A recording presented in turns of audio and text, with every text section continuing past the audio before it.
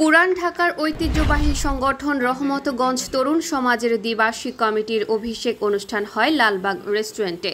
জাতীয় সঙ্গীত পরিবেশনের মধ্য দিয়ে অনুষ্ঠান শুরু হয়।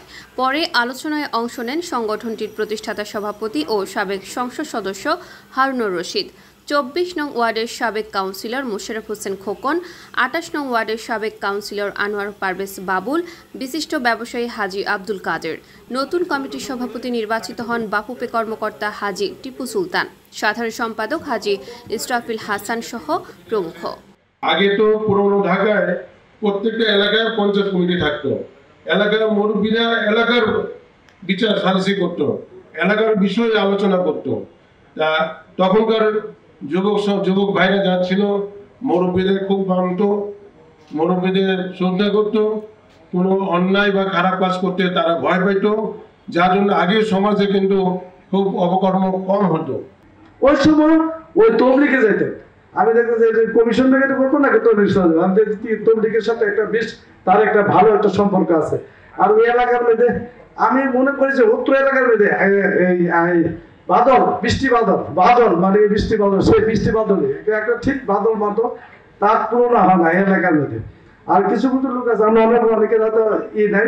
আমি সবাইকে বলছি যে তরুণ সমাজ মানে আমার 13-14 বছরের বলাই ওই যে রবীন্দ্রনাথের তারা সব মেয়ে কোন ছেলে কোন এদেরকে আপনারা যেভাবে হোক একটু সামনের দিকে একটু লালন পালন করে আগের দিকে নেন এবং এক প্রাণের স্পন্দনকে এক করুন। এই ডায়লগের পরে পুরা কোর্টটি ভৈরি আইভেরি কোস্ট একাত্মতা ঘোষণা করেছিল।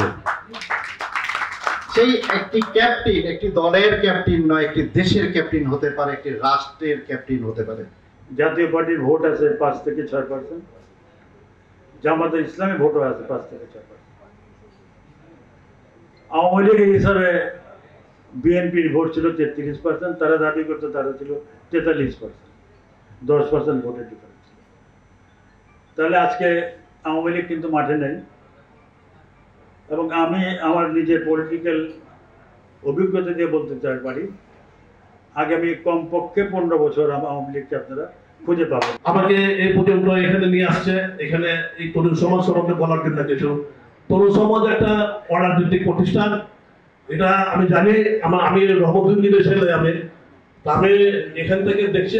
আমি যখন রহমতগঞ্জ ক্লাবের জেনারেল সেক্রেটারি ছিলাম, তৎকালীন 10 বছর সেক্রেটারি ছিলাম, তখন তরুণ সমাজ ছিল। তখনকার সেখান থেকে 1962 সালে এখানে এটা তার জন্ম উত্থান এখানে। আমরা রহমতগঞ্জ ক্লাব আর এই যে তরুণ সমাজ একে অঙ্গভাবে জড়িত। আমরা প্যারালাল যেগুলো কাজ করবো, আমরা ফুটবল নিয়ে ছিলাম। তরুণ সমাজে আমাদের যারা ছিল, ছোটনা বাবু ছিল, মোহাম্মদ জিন্নাস সাহেব ছিল, হারুন সাহেব ছিল তৎকালীন। দেখছেন দৈনিক কণ্ঠ, সবার কথা বলে।